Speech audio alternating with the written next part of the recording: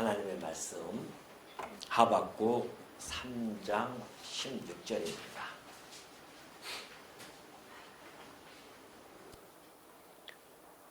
내가 들었으므로 내 창자가 흔들렸고 그 목소리로 말미암아 내 입술이 떨렸도다.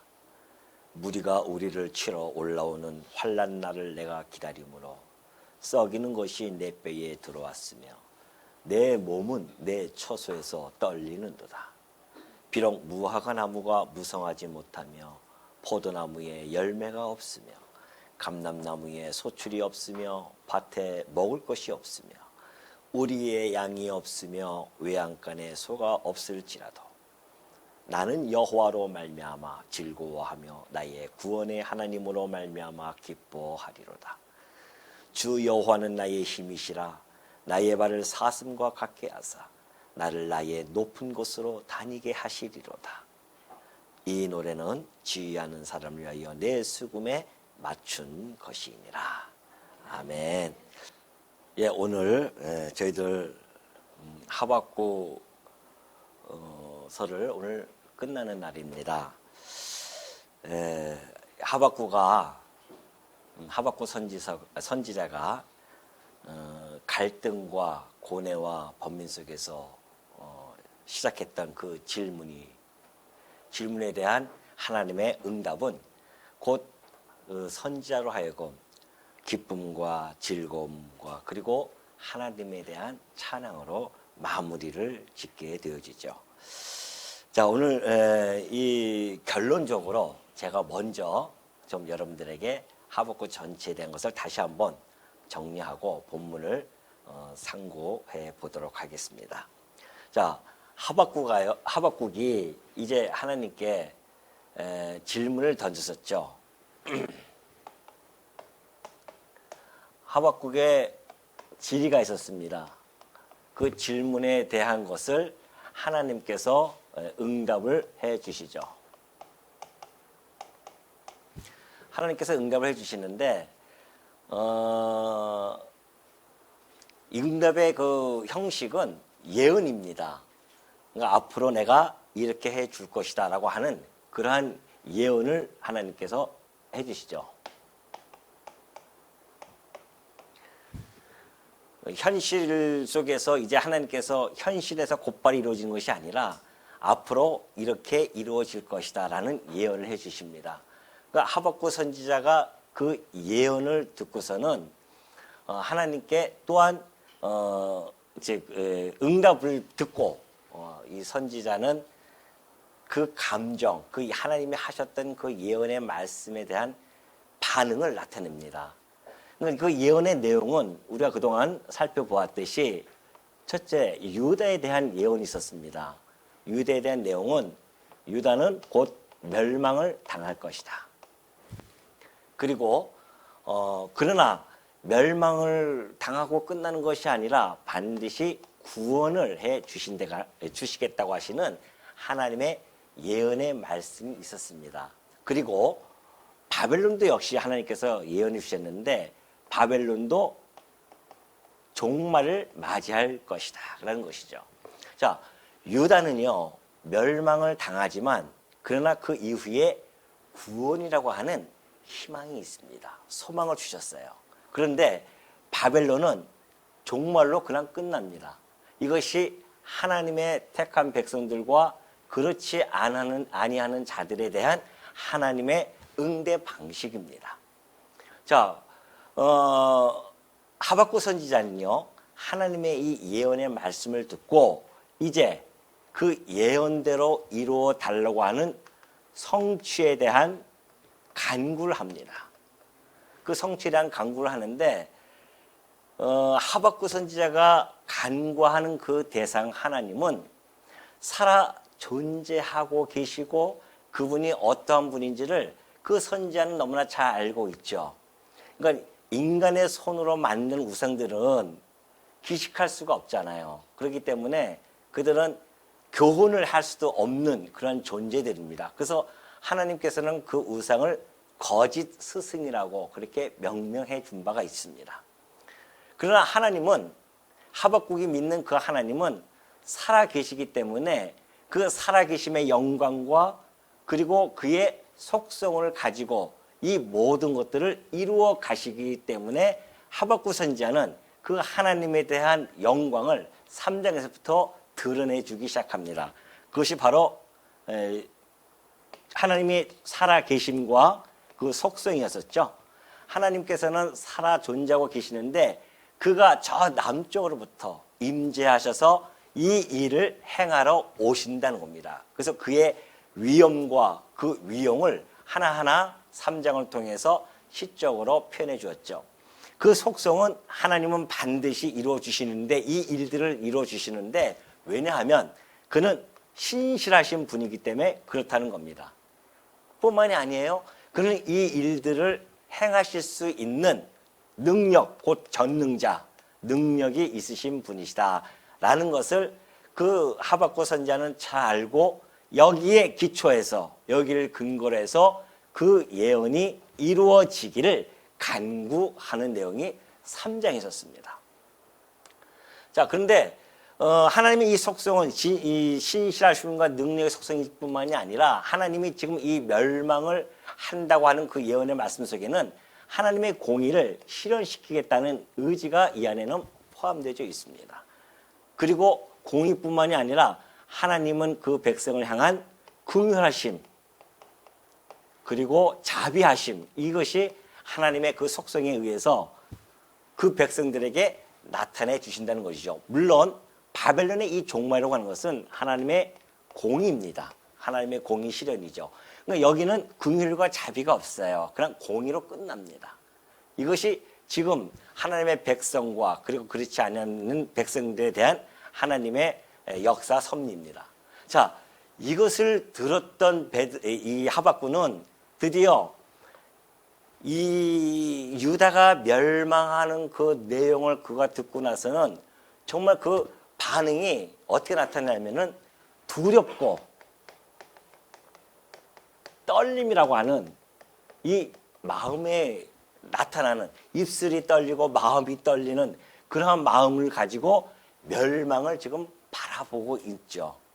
뿐만이 아니라 하나님이 구원해 주신다고 하는 그 약속의 말씀을 듣고 그는 즐겁고 그리고 기쁨이라고 하는 이 감정을 또 표현하게 되어집니다.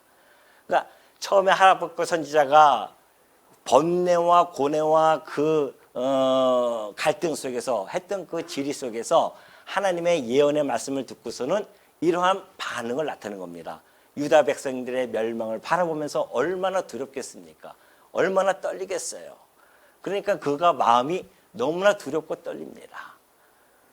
그리고 하나님의 이 공의 실현이 그만큼 엄중하다는 것이죠.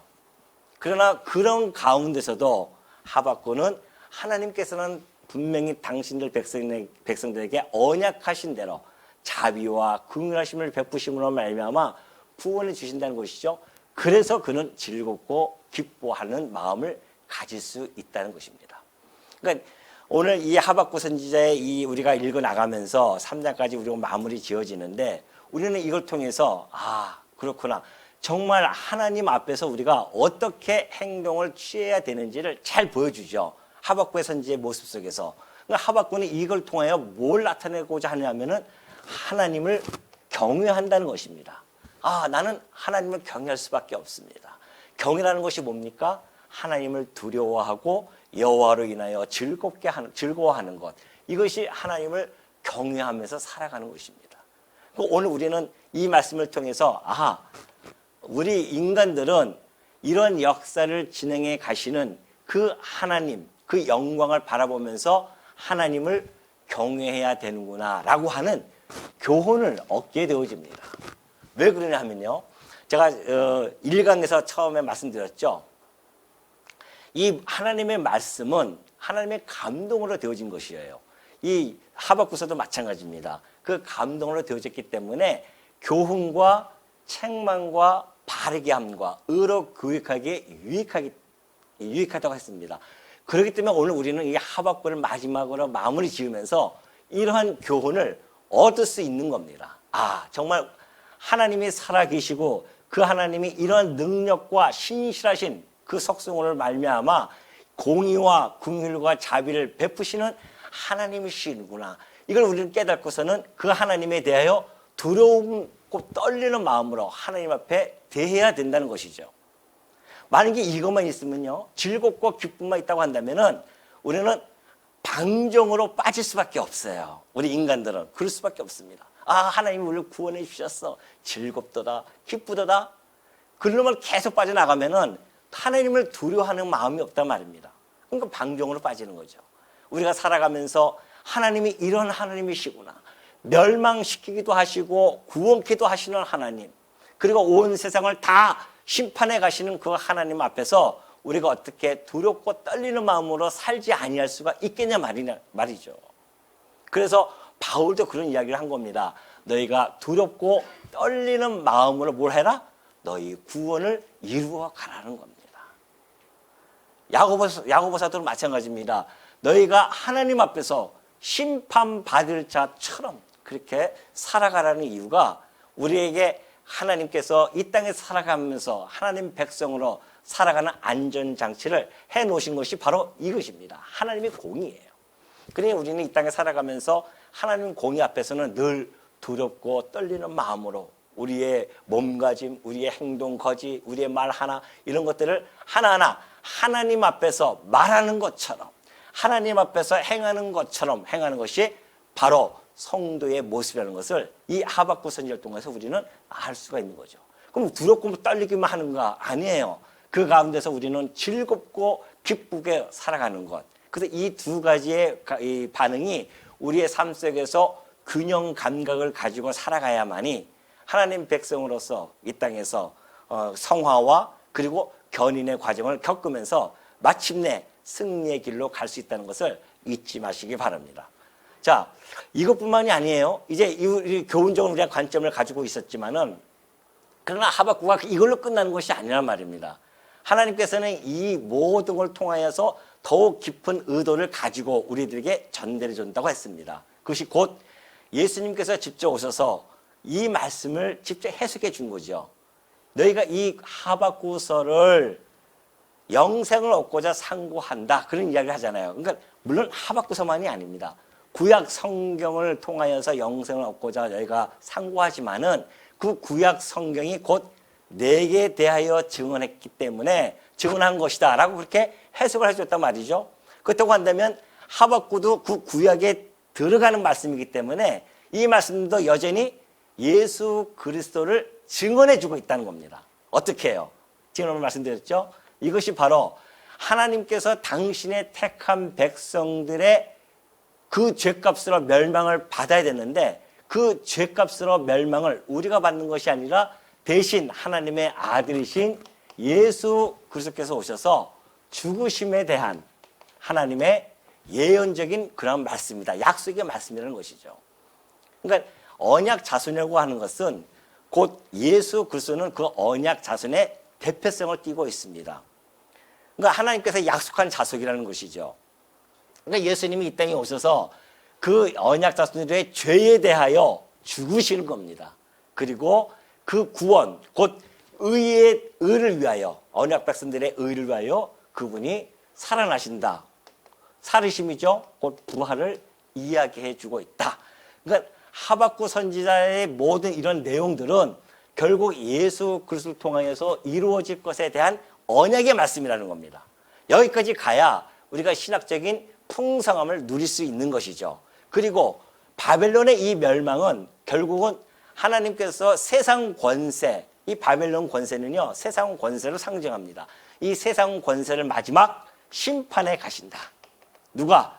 예수 그리스도께서. 예수 그리스도께서 죽으시고 부활하신 다음에 마지막 때 이 모든 세상 권세를 심판하신다는 겁니다. 이것이 바로 계시적인 말씀이죠. 하나님께서 이걸 계시해 주는 겁니다. 그러니까 이 하박국, 오늘 이제 이 결론이에요. 하박국을 보면서 우리가 이렇게 이것이 역사적으로는 이렇게 진행이 되어져 가는구나. 왜? 하나님께서 당신이 살아계시고 이러한 분이시기 때문에 이것을 이루어 가신다. 하나님께서는. 그런데 그 하나님께서 이것을 통하여서 우리는 하나님이 어떤 분인 줄 알고 깨달았으니까 그를 경외해야 된다는 것이고, 그 경외하는 우리 이 백성들은 그걸로 끝나는 것이 아니라 결국은 이 하박국서는 예수 그리스도를 하나님이 계시해 주고 있는 것이다. 그래서 우리는 결론적으로 이걸 통하여서 복음을 맞닥뜨리는 겁니다. 야, 이게 복음이었구나.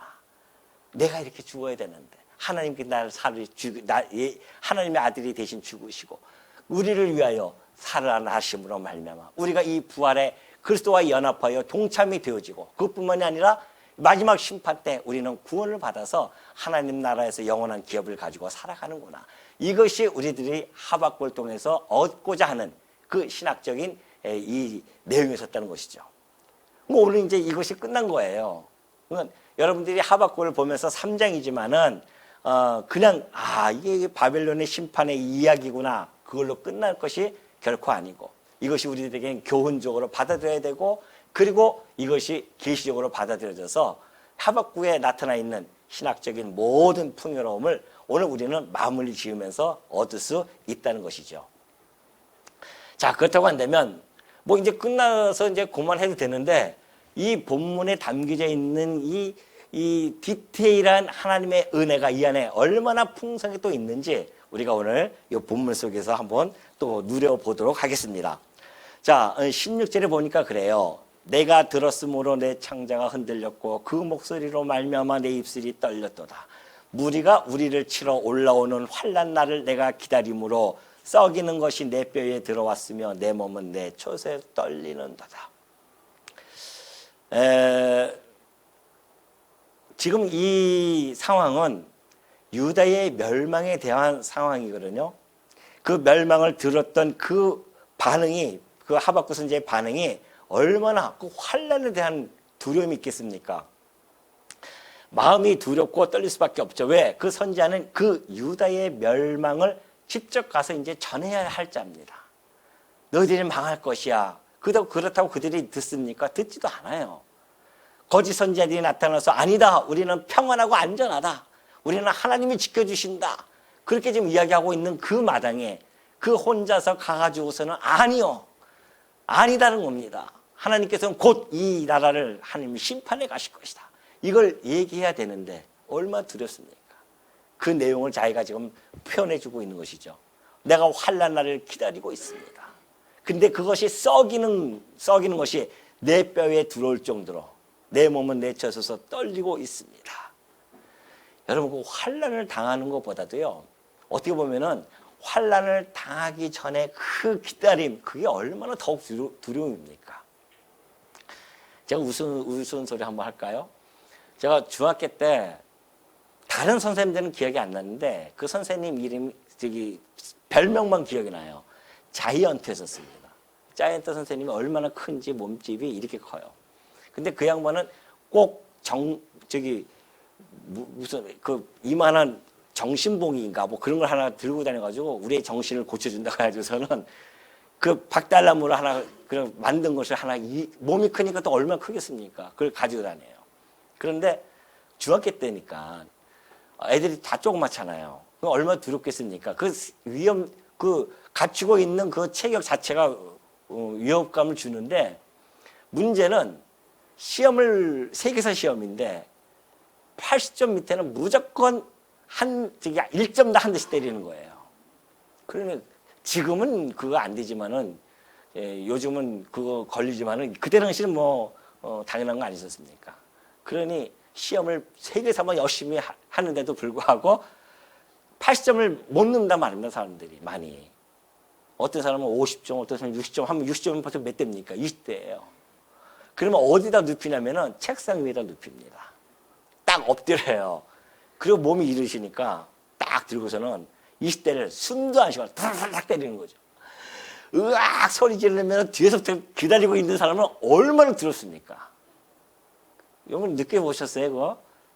물론 저는 그 안에 포함되어져서 늘 두려워했었지만은 그 두려움 맞고 나면 그러면 애들이 마음이 확 편해져요. 그냥 맞고 나면 편해집니다. 그런데 안 그래요.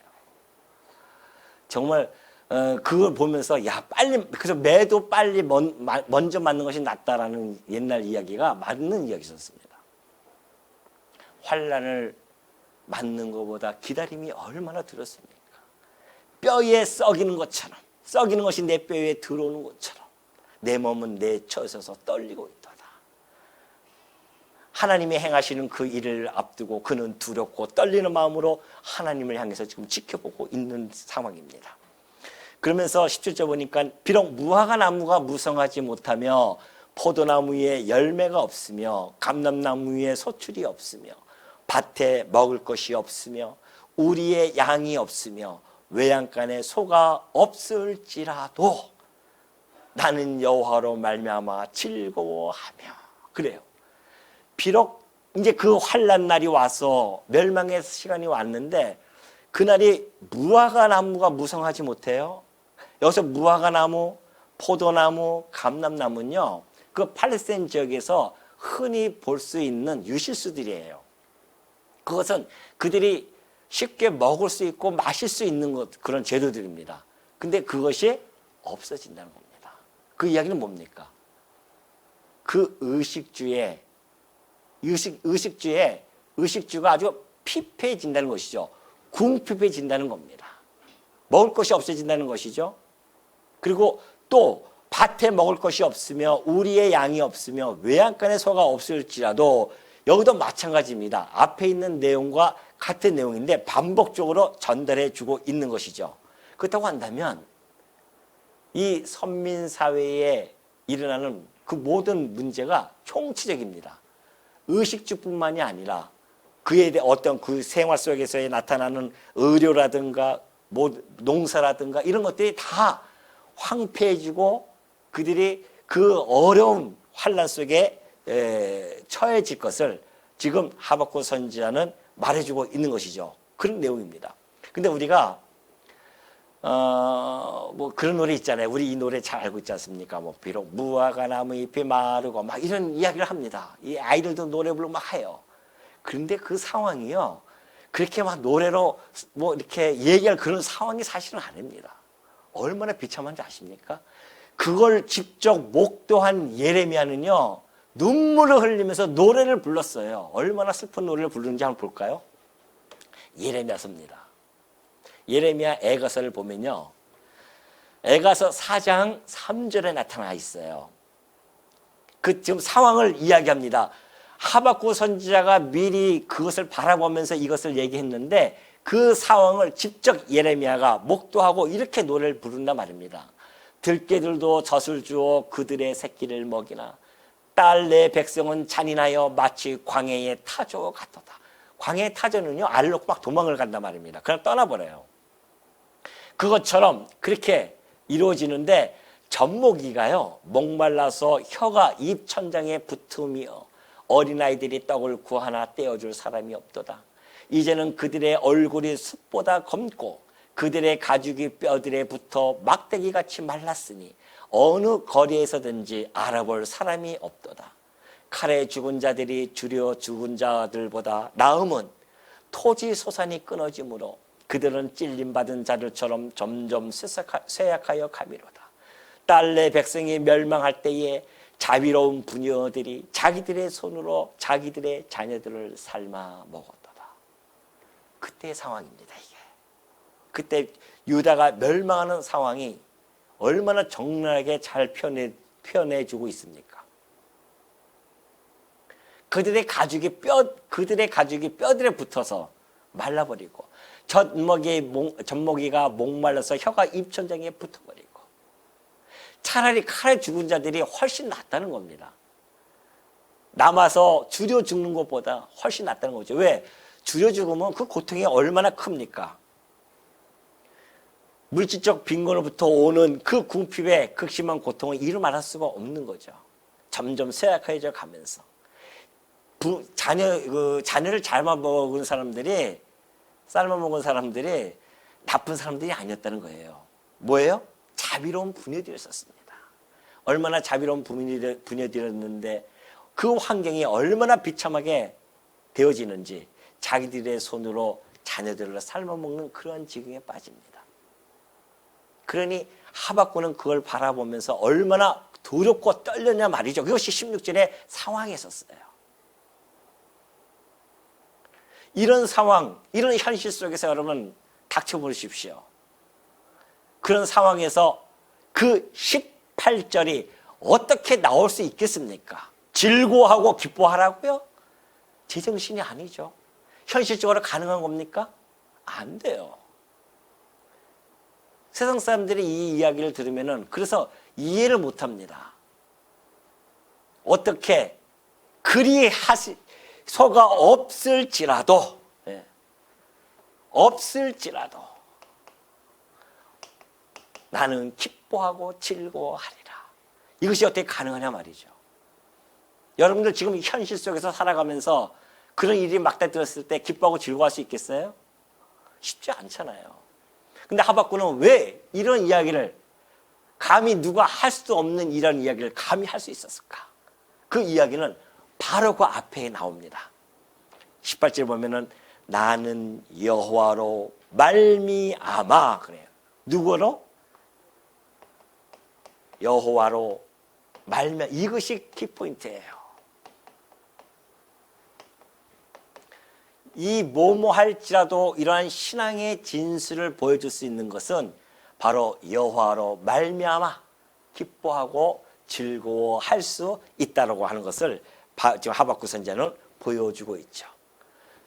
그러한 멸망 속에서도 한 줄기 빛을 그는 바라본 겁니다. 그 한 줄기 빛이 뭐예요?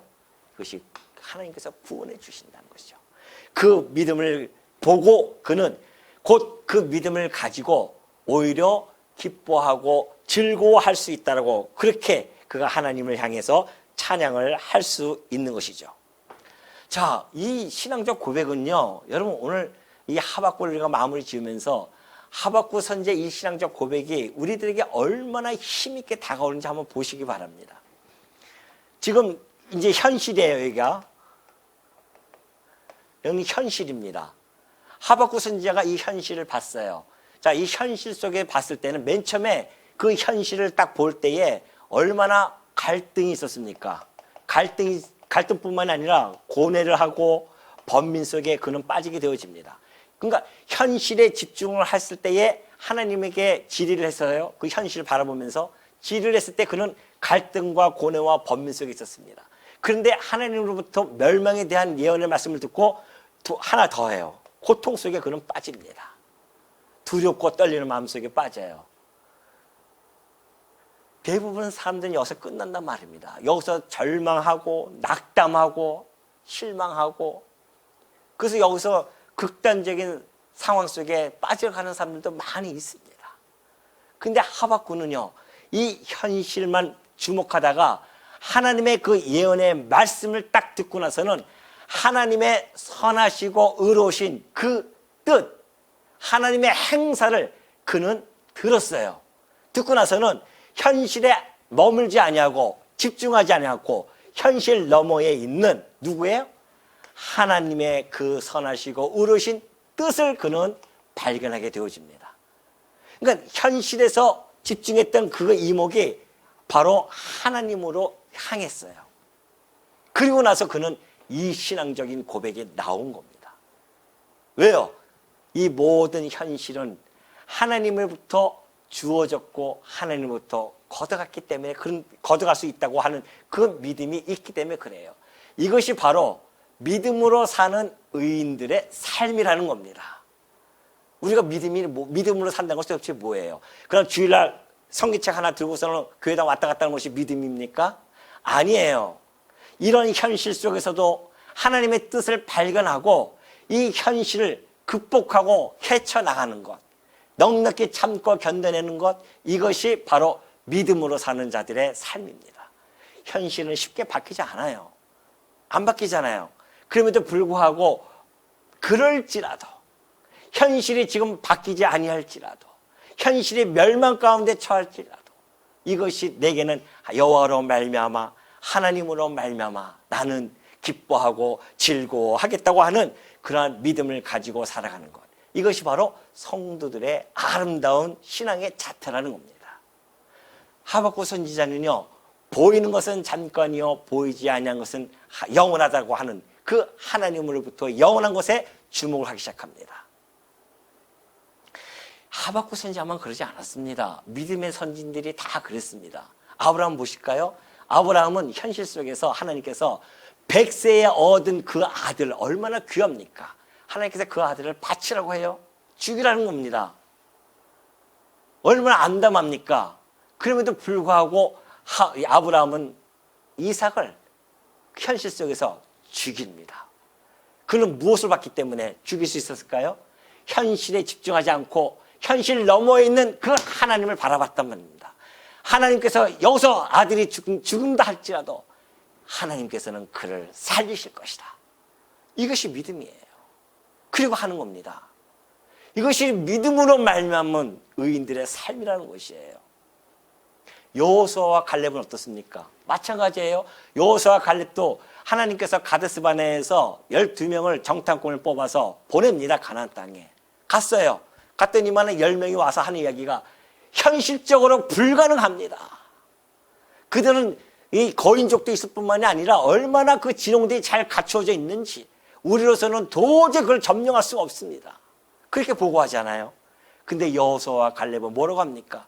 비록 그럴지라도 그들이 안악조선이 있고 그들이 그 진영이 잘 갖추어져서 군대가 강력한 군대가 그들이 포진되어 있다 할지라도 우리는 뭘 봤어요? 현실을 본 것이 아니라 뭘 봐요? 현실 너머에 있는 하나님의 뜻을 봤단 말입니다. 하나님께서 우리에게 약속한 땅이 아니냐? 우리는 이 땅을 들어갈 수가 있다. 그 믿음을 가지고 들어가는 거 아닙니까? 결국은 여호수아와 갈렙만이 그 믿음으로 말미암아 들어간단 말이죠. 지난번에 말씀드렸던 다니엘과 세 친구도 마찬가지입니다. 그 세 친구, 사드락 메삭 아베노고 아닙니까? 현실 속에서는 너 이거 우상에게 숭배 안 하면 너 죽어. 그럴지라도, 죽을지라도. 이거 반드시 살려낼 것입니다. 하나님께서 우리를 살려주실 것입니다. 그게 아니었단 말입니다. 그럴지라도 나는 여호와를 경외하고 여호와 하나님만을 섬기겠다고 하는 것. 이것이 믿음을 가진 자들의 삶이라는 겁니다. 아무리 이 현실이 궁핍하고 극한 상황에 처했다 할지라도 하나님의 백성들이 끝내 붙들어야 하는 것이 뭔가? 나의 구원의 하나님이라는 겁니다. 이것이 18절의 마지막 아닙니까? 나는 나의 구원의 하나님으로 말미암아 즐거워하리라. 현실은 바뀌지 않는다 할지라도 이 갈등과 고뇌와 번민과 고통 속에 있다 할지라도 변함이 없다 할지라도 우리는 오로지 여호와 하나님, 그 하나님을 바라봄으로 말미암아 나의 구원의 하나님을 붙들고 살아가는 자들. 여러분, 이 현실 속에서 우리가 얼마나 많은 갈등을 느낍니까? 부모와 부부 간에도 얼마나 많은 갈등을 일으킵니까? 부모와 자식 간의 갈등 어떻습니까? 형제와 형제 간의 갈등 뿐만이 아니에요. 직장에서의 동료의 갈등. 그 어느 곳, 이 현실은요, 가는 곳곳마다 지뢰밭이에요. 우리는 그 현실 속에서 살아가고 있는 자들입니다. 그러나 그럴지라도 우리가 기뻐하고 즐거워할 수 있는 것은 이 현실 속에 우리의 이목을 집중하는 것이 아니라 이 모든 것을 주관해 가시는 그 하나님에게 우리의 시선을 집중하고 있기 때문에 우리가 이 현실을 극복하고 나아갈 수 있다는 겁니다. 이것이 바로 19절의 말씀입니다. 주 여호와는 나의 힘이시라. 나의 발을 사슴과 같게 하사 나를 나의 높은 곳으로 다니게 하시리로다. 주 여호와는 나의 힘이시라. 그렇게 이야기해요. 이 선지자가 나의 힘이라고 하는 그 고백이라고 하는 것은 하나님이 나의 힘이라고 하는 것은 하나님이야말로 이 땅의 그 어떤 문제, 그 어떤 역경도 근본적으로 이겨내게 하실 수 있는 그러한 분이시다. 이걸 믿는 거죠. 왜 그렇게 믿습니까? 창조주 하나님은, 우리의 힘이 되시는 그 하나님은 이 천지를 창조하신 창조주이시라는 겁니다. 그리고 이 천지를 창조하신 이 창조물과 모든 만물과 만사를 당신의 뜻대로 섭리해 가시는 천지의 주제자라는 것이죠.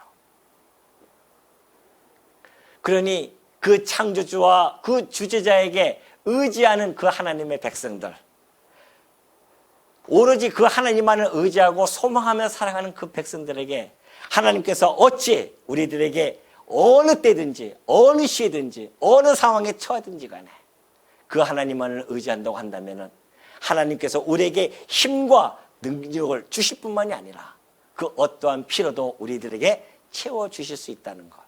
그래서 나의 힘이라고 고백하는 겁니다. 그분만이 나의 힘이십니다. 아니, 그분이 만약에 그런 능력이 없으시고 아무것도 하실 수 없는 분이라고 한다면 무슨 힘이 되어지겠습니까? 근데 우리는 알잖아요. 하나님의 말씀을 통해서 우리가 하나님이 어떠한 분인지 안단 말입니다. 그가 살아계실 뿐만이 아니라 능력과 공의와 자비와 신실하신 온갖 모든 것을 다 하실 수 있는 그분이 바로 우리의 아버지라는 겁니다. 아버지가 우리에게 오셔서 관계를 맺으셨어요. 아버지와 자녀의 관계란 말입니다. 그렇다고 한다면 이 자녀가 이 현실 속에 살아가는데 아버지께서 뭘라 하시냐 말이요. 다 알고 계셔요. 필요한 것 구하지 않아도 하나님께서는 이미 우리가 필요한 것 다 알고 계시다는 겁니다. 그걸 믿고 살아가는 자들, 이것이 바로 하나님의 백성이라는 것을 잘 보여주고 있죠. 그러면서 나의 높은 곳, 주 여호와는 나를 나의 높은 곳으로 다니게 하시리로다 그래요. 하나님께서 이 암울했던 현실 속에서 우리를 극복하게 해줄 것이다. 자, 나의 높은 곳은요, 이 현실을 극복한 자리입니다. 시련과 그 역경을 견디고 이겨낸 그 자리, 이것이 극복한 가장 높은 자리예요. 사슴은 뭐예요? 사슴의 발이 얼마나 든든합니까? 그 산 꼭대기를 뛰어다니지 않습니까? 그것처럼 하나님의 백성들이 이 현실 속에 있지만은 현실 속에서 이것을 극복하고 결국은 가장 높은 자리, 나의 높은 자리에서 하나님께서 나로 하여금 뛰어놀게 해 주실 것이다. 극복한다는 겁니다, 이것은. 그래서 하나님을 바라보니까 기뻐하고 즐거움이 있을 수밖에 없다는 것을 잘 보여주고 있죠. 그러니 여러분, 바울도 그런 이야기를 했어요. 바울을 보면은 로마서에 보면 그래요. 로마서 8장 36절 보니까 기록된 바 우리가 종일 주를 하여 죽임을 당하게 되며 도살당할 양같이 여김을 받았나이다. 함과 같으니라.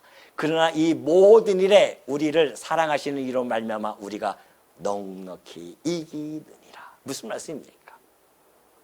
바울 사도가요, 그가 복음을 전하면서 당했던 그 고난과 고통이 얼마나 큰지 마치 구약 성경에 기록되어졌던 것처럼 죽임을 당하는 것처럼 도살 당할 양처럼 그렇게 여김을 당합니다.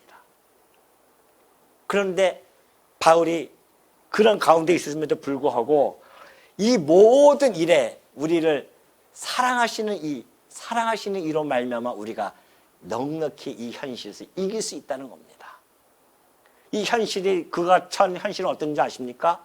환난과 곤고와 박해와 기근과 적신과 위험과 칼 등이에요. 이 모든 것, 이 모든 일이 바로 그것입니다.